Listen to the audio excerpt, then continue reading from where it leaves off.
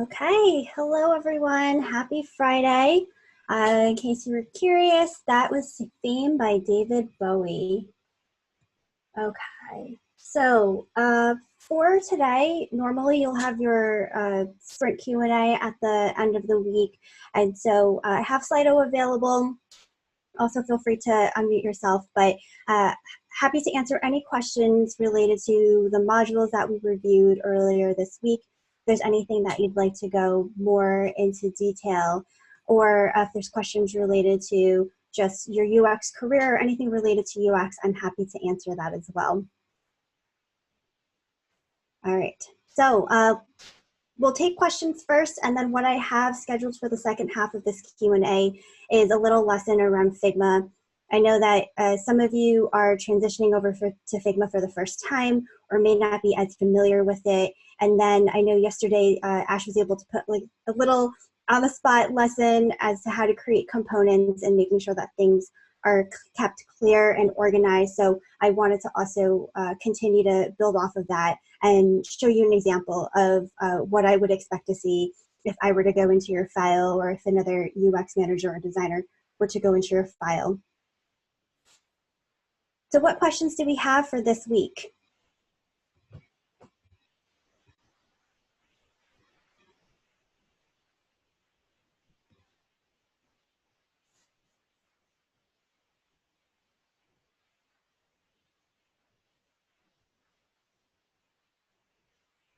All right, let's do this. Let's dive into our little lesson, and if questions pop into your head, feel free to add them into Slido, or you can unmute yourself.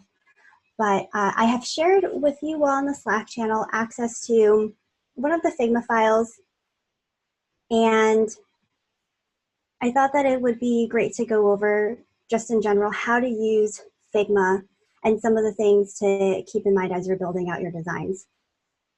Before we even go into Figma tips, just a little tutorial on how to use this. So typically when you create when you create a Figma board for the first time, you're going to default to having this infinite canvas. And on the top are going to be options for you to be able to move your artboards. There's also options to be able to add framings, shapes, pen tool, pencil, text, and the ability to comment. So everything on the right-hand side is going to be related to what is known as the inspector tool. So that is going to change contextually based on what you have added into your frame or into your artboard. So if I were to add, let's say, some text here, and let me just make that a little bit bigger so that we can all see it. Because I've highlighted this inspector panel is going to change, and therefore it's going to provide me options as to how I'm able to go back in and manipulate this. Or if I were to select, let's say I had this rectangle, again, this inspector tool is going to change based on what I've selected here. Now, what's really neat about this particular tool is that the collaboration piece is by far the best I've seen in any design tool that I've used in the past. And once you start collaborating with other designers, or let's say, for instance, you have Ash or Gabe or Kyla going into your file, there's a way for us to comment on specific pieces and to tag you. So in this instance, we have the comment button, and if we hover, we see that that shortcut is C. So if I were to go into this file, tap on C, I could go in and tag a particular person. So let's say Kyla had put this together. I would tag Kyla, and let's say I would ask for her to change the text color. And to remove that, you can just tap, should be able to tap C again, but I think that's changed. All right, I just tapped escape, and that way you won't be able to see any of the comments. Another awesome thing is while you're collaborating, so we could see that we have a couple of folks in here. If I were to click on Ash, I could actually see where Ash is at the moment. So Ash, if you're able to click on something, yeah, so here we go. We're able to follow Ash around. We were just in Figma tips. Now she's going into wireframes. And so this is really helpful when it comes to presenting. This is really awesome, Ash, thank you. So when you're talking to your developers, instead of trying to screen share, we can actually click on this little icon and see where Ash is directing our attention. And that makes it really, really convenient. So we don't have to say, oh, I'm in the wireframes page, or I'm in the high fidelity design page. And so that's something that's really neat that I haven't seen in other design tools. And to exit that, I believe you can just, you can just click on that individual and you can go back into your file. Here we have our layers page. So it's really important that we try to keep this as organized as possible and that everything is labeled clearly. And I'll talk about organization in a bit. And then we have this toggle, the assets. This is where we touched on this briefly yesterday with Ash's example, where you could come in and see all of the components that you have created, basically your symbol library. These other ones here, I believe, are other teams that have added these in. So you have access to, as a whole, create a library that all the teams can see, but you'll still have access to your individual library or style guide or components that you've put together. Okay. Any questions? Oh, sorry. One more thing I wanted to go over too is there's prototyping capabilities as well. So no longer do you have to worry about exporting all of your screens into Sketch. You will be able to go in design and actually see how that looks. What I would recommend that I touched on briefly yesterday is there is a Figma Mirror app. And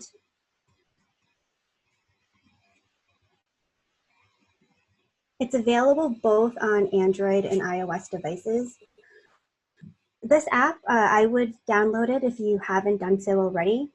But basically, this will sync up to what you're designing. So for instance, if you're curious about how it looks on your device, you would actually click on one of the artboards and it would just populate on your screen. And this is a really, really great tool when it comes to designing, because oftentimes one of the earlier mistakes that I had made was that I designed everything, but I never prototyped them out and I never look at them on my screen. And so when I began prototyping, after I created all of my wireframes, I realized that I was missing a bunch of extra screens, or maybe perhaps interactions didn't make sense, or maybe buttons were just way too small, or text didn't have enough contrast. So download this so that while you're designing, you're able to check out how it looks. And I would also say that it's really important that you also prototype them out. So when you're viewing it on your phone, you can also test it as well. Melissa, can I add something real quick? Yeah. Just that if you use Figma Mirror, you have to, it will only work with a downloaded Figma application. You can't use, though, in browser Figma to mirror. And you could actually run through the prototypes on your phone, which is really, really helpful for testing because you get a real experience. Yes, exactly. And you can have someone else test it too. I was actually doing this last night in my cohort. We were testing out what it looked like on a phone. Could we use this app? It was really cool. Awesome. All right, so I just shared the link to that. And Kylie, yeah, thanks for bringing that up. You can download Figma as a desktop app. So in order to use that, go ahead and do so. Other questions about Figma Mirror, or just in general how Figma is set up?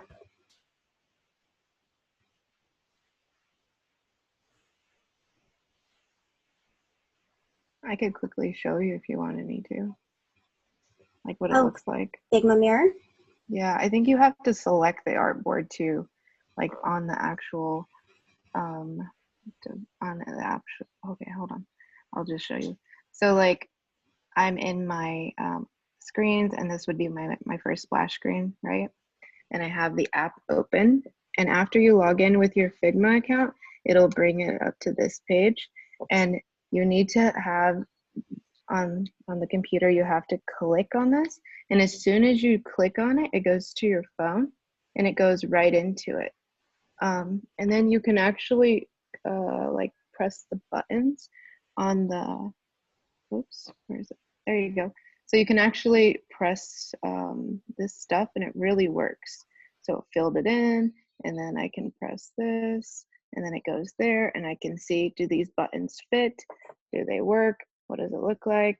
All on my device. And then when you click out of it, or you can just like go to different screens. So let's say I was like, oh, I need to go back to this screen. It would go right back to it.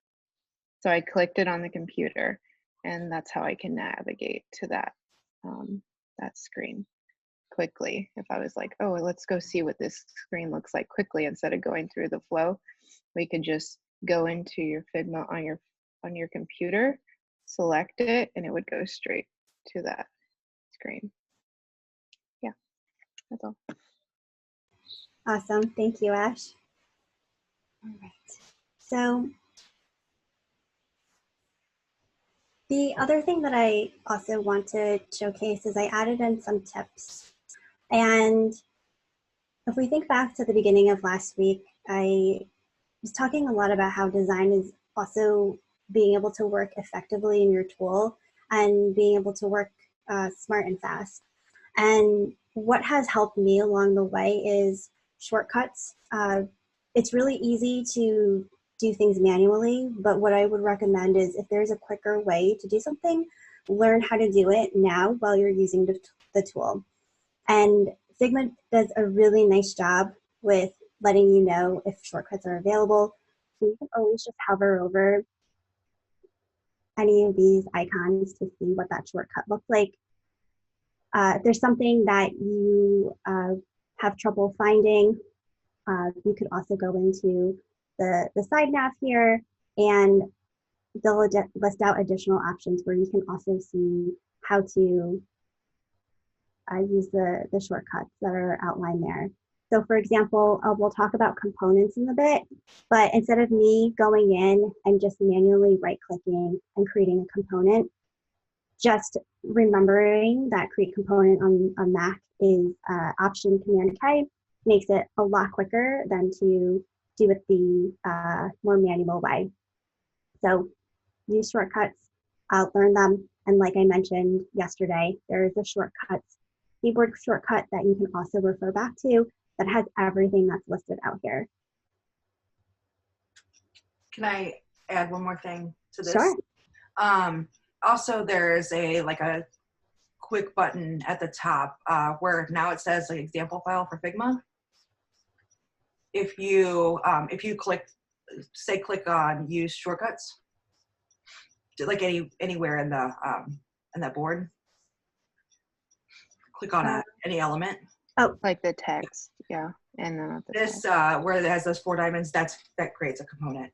So it's also, I think, actually faster than hitting the keys, but for me. awesome. I forgot that was there. Yes. Cool. And then while we're up here, so we have create components. They have masking features that are also available on Sketch and Adobe XD, the other tools that we've all used, and being able to edit the object. Cool.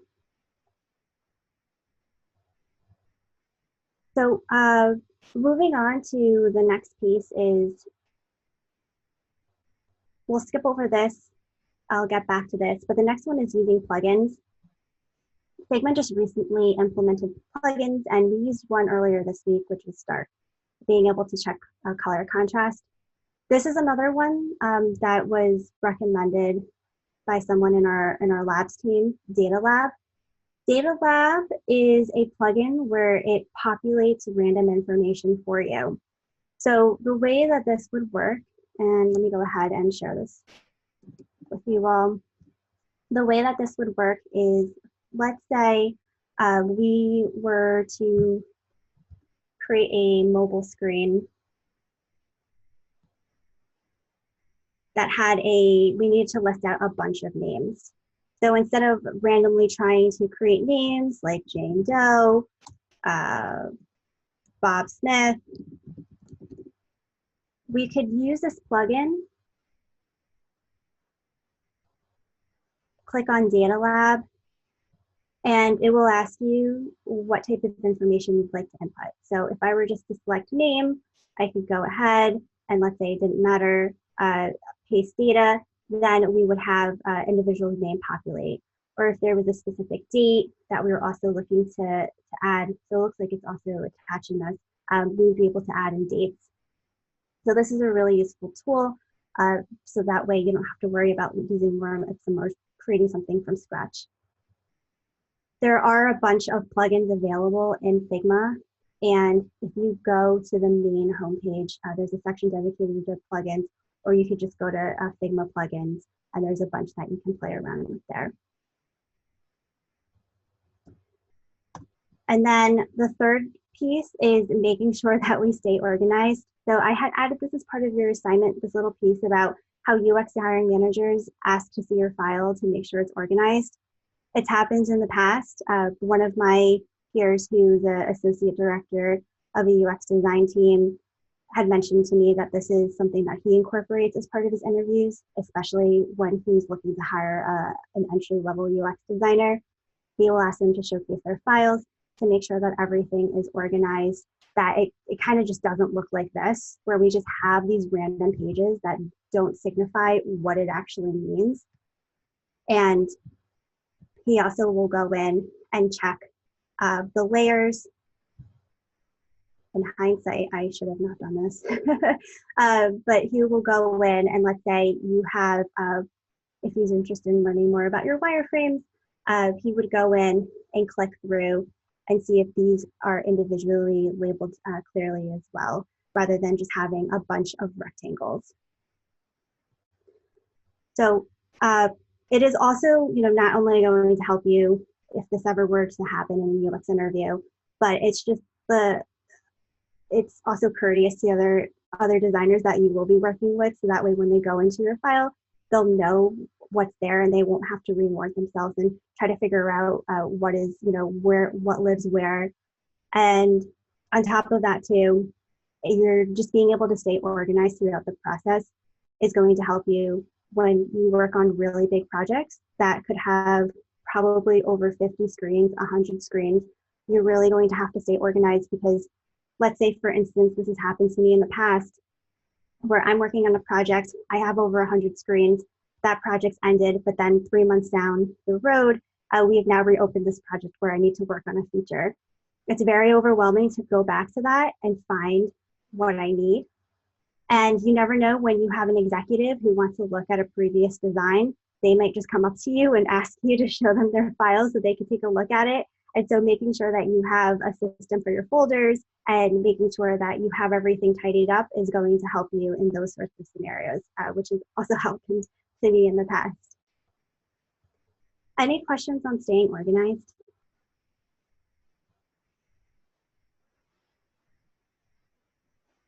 Yeah, I was wondering if you had possibly a list of very common labels that you would name certain things. So I see, for example, here you have on the button that it says input field. So I wouldn't have necessarily called it an input field. So just understanding the terminology for all of these elements within UX design, is there somewhere that we can find this information? Yeah, so we're going to touch on things like that in our common design patterns next week, where we'll use the correct terminology like modals, buttons, input fields. But what I would recommend is, in terms of labeling your components, as long as you're clear in what it is, then that's okay. the last thing, the worst case scenario is you just list out button without any sort of detail and you have 5 different buttons. That's going to be really confusing. So I would worry less about the language and more so about making sure that everything is clearly labeled. What we can also do next week is take a look at design systems and see how they also label it as well, just to give you some examples as to how that could look like. And I'll share the link so that if you'd like to take a look at this weekend, then you all have access to it. Okay, thank you. Okay. Other questions?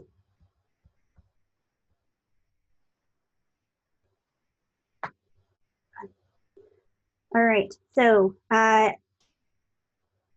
this next piece is creating components, creating symbols and components. And maybe I should start this from scratch, but when it comes to components, there are master components and then there's something called instances. So in order to make sure that all of your master components are organized, it's a best practice to actually create a separate page so that all of them live here. So what I mean by a master component is, this is a component that I created with this text field. It's denoted by this little icon with these 4 little, this little diamond shape that we see here.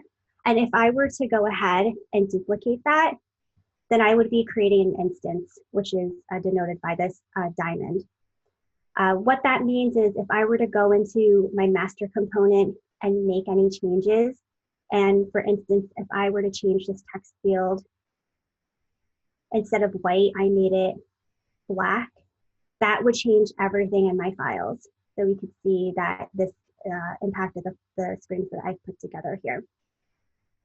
So first tip, make sure that all of your master components live in a separate page so that you're able to go back and so that way they're all organized. And that way, if you do need to make changes, everything lives in one single page so that you do not need to go out and try to look for them. All right, let me see what I just did here. Okay. When it comes to creating your master components, so like I said, you will have a separate page dedicated to all of this. So in this instance, this was a question that Kelsey had asked yesterday. You know, what if I had components for my wireframes, and what if I had components for my high fidelity design? And what Ash had described yesterday was there is a way to create 2 different frames or 2 different artboards that have components that live within them. So what that would mean is these are some of the wireframe components that I've put together. And then here's an example of some of the high fidelity components. And so if I were to go into my wireframes page, and I'm just going to use this as an example. Let's say I was ready to move on from lower fidelity to higher fidelity. I could go in, select my component, go into where it says instance, and then here I have broken out those 2 style guides. So I have wireframe, I have high fidelity, and then I would go into button, and this is a short text. So then I would go ahead and modify it. And it's a little difficult to tell. I changed this to a dark purple, but now I'm able to go in and update these. So that is one way to be able to maintain everything that you have for your wireframe. And then that way, by creating a separate frame or a separate style guide for high fidelity, you can go in and easily update them. Any questions with that?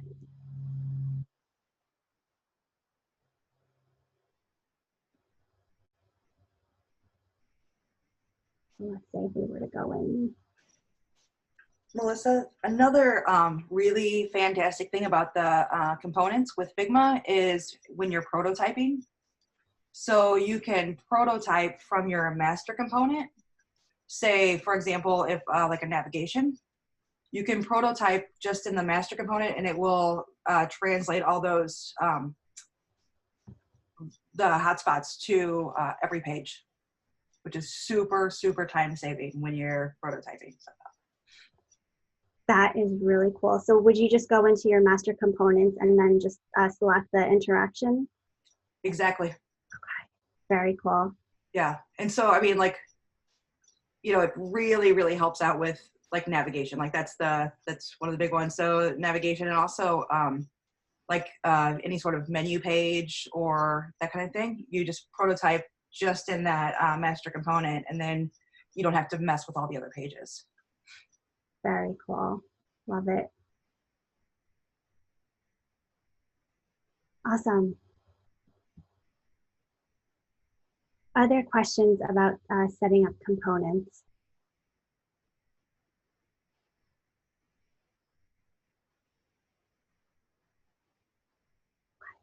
One thing I wanted to point out, this was a screenshot that Ash had shared in the Slack channel yesterday, is there is a way to organize all of your assets. And so if we take a look at, we'll use this as an example. Okay, so if we go back to our wireframes and let's say we wanted to go ahead and modify this component, we can see that there's actually a folder just for buttons. And the way that we're able to create individual folders is while we're creating a component, we would list out the category name, the / and then we can actually specify what that button looks like. Because what happens is, if we were to create a bunch of components, let's just use a random example. So let's say here we created a component and we just named it button 1. Let's say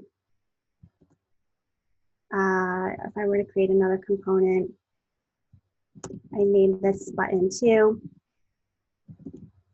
And if I were to create another one, if I were to rename that button 3, we eventually will get a bunch of buttons that will appear, but it's going to look a little chaotic. So what I mean by that is if I wanted to, oh, I did something here, I'll have to fix that. But if I wanted to change this over, and let's say I wanted to change it over to one of these rectangles that I created, we can start to see that, oops, this is not in my master file.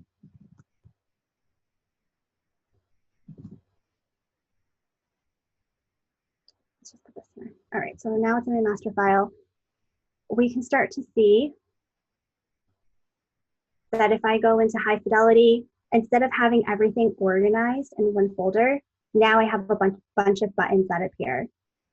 So always think about when you're creating components, if you have a bunch of input fields, or if you have a bunch of buttons or imagery, it's best to categorize them so that you can go in. Otherwise, you might sort of end up with a bunch of symbols, and it's going to seem a little overwhelming as to for you to be able to modify it just because it isn't organized in your components library. So, Sorry. I had a question about that. The instance, you were swapping out one instance for another in that case? Could you? Yeah, okay. Definitely. You definitely can. So if I wanted to change this over to this, I could. Okay. And does that only applies for components you've created, or can it be for any element that you select? Just components. Okay. It's just components. Yes. Thank you. Cool. But the purpose of like the instance and swapping was like, let's say you had a bunch of buttons, but like generally all your buttons are like the same size across your platform, like generally. So like they're all going to be the same size. So let's say you're like, oh no, I want this to be a submit button or an enter button, and so I just go to the instance, and let's say it says submit, but I wanted it to say enter, and I have another button that says enter and it's a different color. I would go to instance, and then I would look for the button folder, and then I would click on the right button that says enter instead of the other thing, and then it wouldn't change the position of the button. It would literally keep it in the same exact position, so you don't have to realign and like look for the pixels. Okay. So do you have to create buttons that are not with a generic that says like default or ghost? Do you have to say specifically like this is a save button, this is a continue button if you wanted to swap them out, or can you just have the size and then say default or ghost and then go back into that component and only change the text? See what I'm Yeah. saying? So the nice thing about the symbols or the components that you've put together is if we look at the style guide here, I actually just put input text, or it should just be text. But I'm able to go in and I can click in and modify it. Okay. And you can override that. And that is like the typical way to go about it, right? It's not like you're creating a first name form field button specifically. Exactly. Okay. Yeah. So like here, I just created something that was called a primary button, and I have a secondary button, and I could just go in and I could just change it. Okay. Change it. Yeah. Thanks. Okay. Thank you. Yeah. Hey, Melissa. I had an instance where I created components and the swap usually shows up, but then in one particular file, and I'd be happy to show you maybe later, but the list just doesn't appear for swapping it out. So I'm just curious why that would happen. This list isn't appearing? Yeah, like, so it's the same file, but in one of the pages I can swap them out, but in another page within the same file, they just don't show up. Is it just a glitch, or maybe it's just too, I don't know why that would happen though. In your second screen, Yeah. is this also showing up as a component? Yeah, it does. I could show you, I don't know, maybe later. That's fine. Or maybe I could just show it to Ash when I meet with her. But yeah, it's just that sometimes the list really doesn't show up. I'm just curious why. Okay. I haven't seen that before. I would love to take a look at your file. If you want to send it over, I can take a look at it, or Ash can take a look at it, and then we can figure it out from there. Okay, thanks. Sure. The one thing I would check is make sure that's not a master component. If it's a master, then you're not going to get that list. It's only going to show up if it's an instance. No, it's an instance, I'm sure, because it's not the 4 dots, it's like the 1 diamond. So I'm really sure that it's an instance.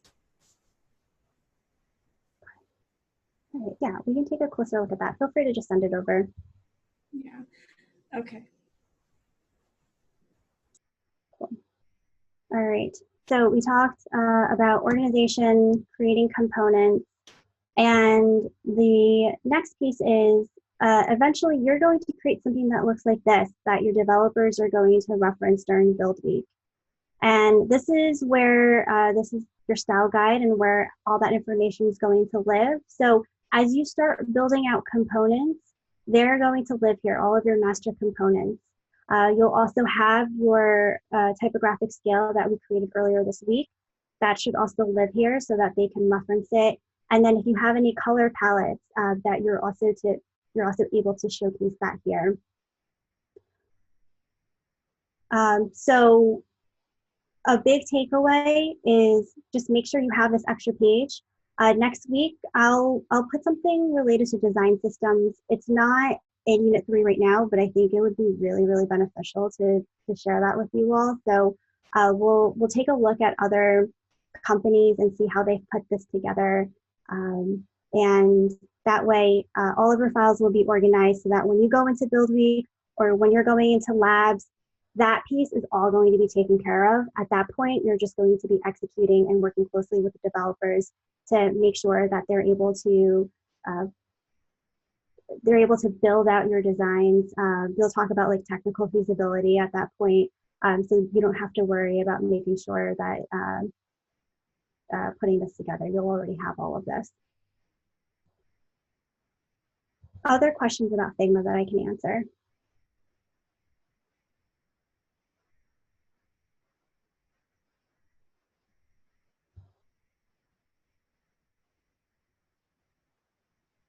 Okay.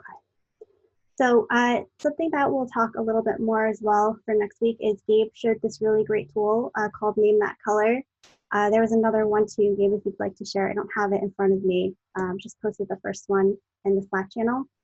But we talked earlier this week about different color models and how when we're working with developers, we always are referring back to the hex code.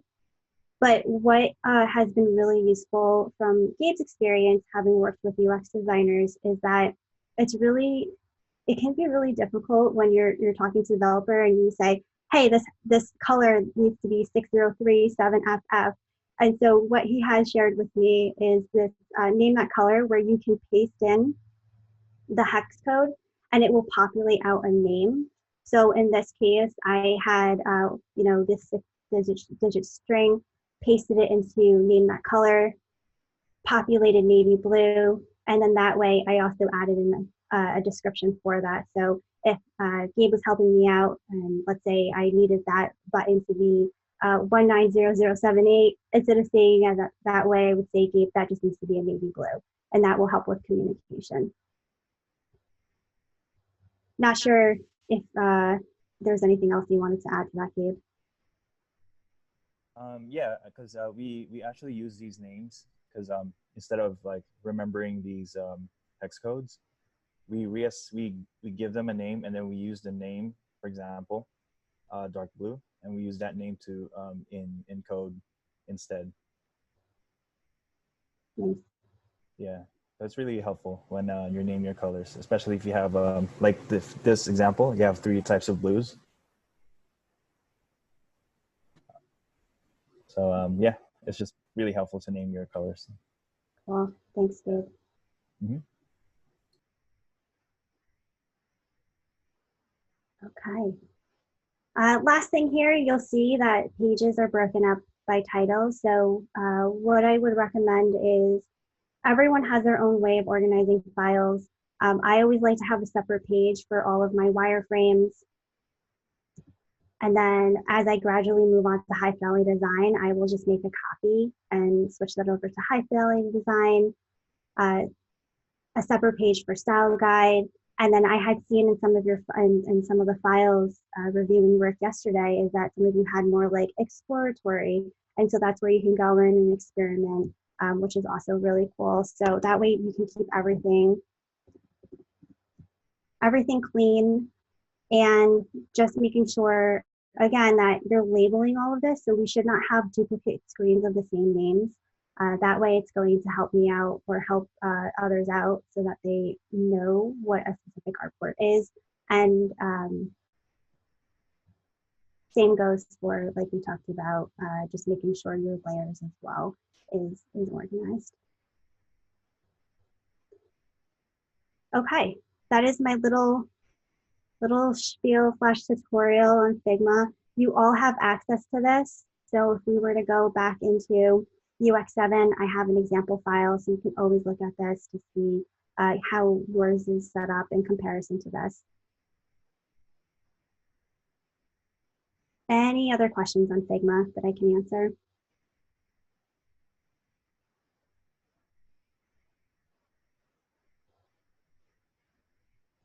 All right. Other questions in general that I can answer for you all?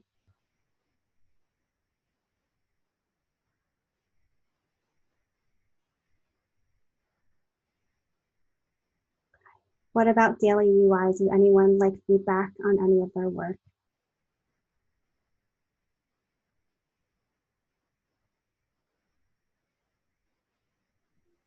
It's so quiet. I'm just gonna say real quick. At first, I thought that that I was about to sit through like a super redundant lesson, and I was like, "Oh my God, I'm gonna go jump right now." And then, but I really did get some good information and shortcuts from this lesson, so I really appreciate it. Yeah, you got it. Thank you. Thank you for mentioning that. want to make sure that I'm setting you all up for success. So if I notice gaps, I will try to fill in with extra information. So keep me in the loop, keep your TLs in the loop, what you need help with. I know that some of you felt a little overwhelmed trying to move things over to Figma and to like set up these libraries. So I just want to make sure that you are all set up once you go into Build Week, so you don't have to worry about any of that stuff. So it's better to do that now. Okay. Any other questions?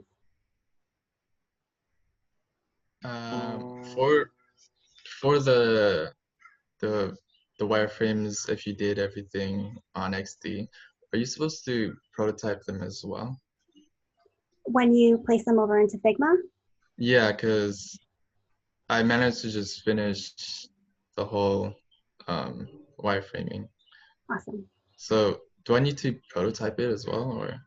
That hasn't been part of your assignment to prototype it out, but I would recommend that you start doing that and start testing it to see what it looks like, because there might be more screens that you need to build out, or there might be screens that you can just cut and you don't actually need.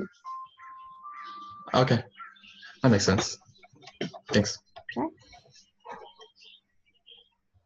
Yeah, definitely recommend to start prototyping. And also that is going to be helpful for myself and for your TLs. So when you're showing them a screen, instead of having someone ask you, and this goes for stakeholder presentations, instead of somebody asking you, well, what happens when you click on that button? If you're just able to show them a prototype, then all of those questions, you know, are removed, and they can really focus in on what you're trying to solve. Cool. All right, so let me give you a little sneak preview of next week, and we're going to dive into high fidelity design. So on Monday, we're going to touch on design aesthetics. We'll be focusing on building out a grid for your work. So that will be part of your assignment that afternoon. But I'm really excited to go over that, because I think that's going to fix a lot of spacing and alignment issues. And then throughout the week, we'll touch on common design patterns, how to turn your wireframes into high fidelity mockups. We'll talk about the differences between a website, a web app, mobile app, desktop app. We'll talk about common design patterns. So we'll be referencing Bootstrap components just to level set on what all of those designs are. And then mobile design and responsive design. I have some material right now that's there. It is not fully built out yet, just because I'm trying to think what else would be helpful as part of this UI curriculum. So there could be a lesson around design systems. I'm trying to think what would be really, really beneficial. We'll still go over mobile design. We'll talk about how to design for it specifically. We'll talk about the differences between iOS and material design. And then responsive design will be really fun, making sure that your web app that you're creating for Build Week will work smoothly between mobile and desktop and tablet. So there'll be really good modules to go over that you'll be able to apply to your Build Week project. Any questions on the lessons for next week?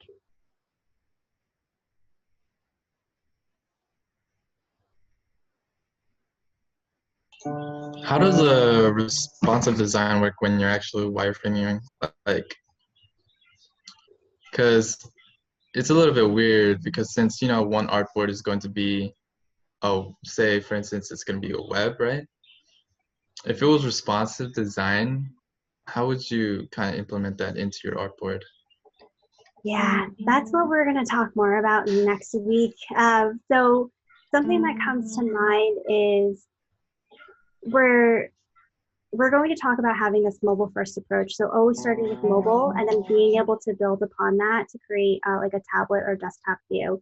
And one of the things that I actually need to explore more over the weekend is there's a way to transform your mobile screens so that you're able to change them over to other formats. So if I take a look at this, I think I may have to change this to scale. We'll see if this works. let's say I've already created my mobile wireframes. Now I can go in and make a duplicate and start adjusting it. I can go in individually and modify its constraints.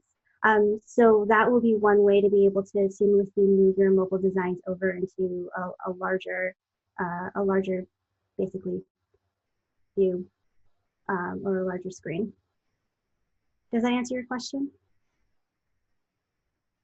Yes. I'm still a little unsure, but I think I'll probably understand it a lot better next week. Yeah, Yeah. we'll touch on, I think once we go over the mobile first module and we start talking about how we can start translating that over into desktop, things will come a lot clearer. I just gave you like a quick sentence and that's not enough information to go off of. Right. Okay. Cool. Other questions?